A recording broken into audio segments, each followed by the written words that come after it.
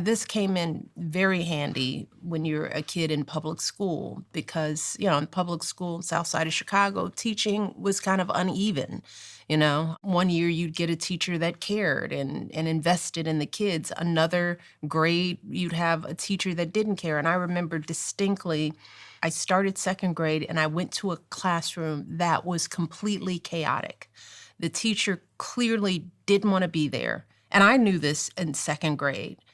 And there was no order. We didn't have homework. We weren't doing regular lessons. And I knew that something was wrong. And I would come home at lunch and I'd complain about nothing happened today at school, And I don't know what second grade is supposed to be, but I don't feel like I'm getting what I need to get out of second grade. It took a month of coming home and complaining. And my mom was quietly listening, but she wasn't just listening, she was plotting.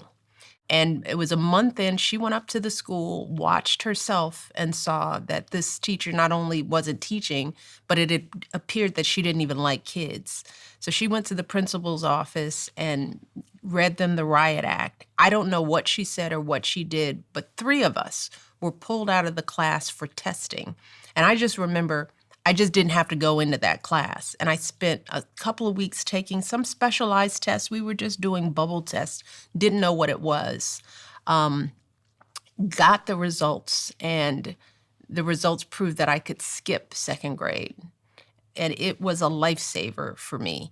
But I'll never forget, my mom finally did. I would hear her complaining to my dad, this teacher, these teachers who don't care about these kids. She had gotten us out, but she was worried about the kids who were stuck in that second grade class, who didn't have parents who were their advocates, who, were going to spend probably a wasted year in second grade missing whatever they were going to miss.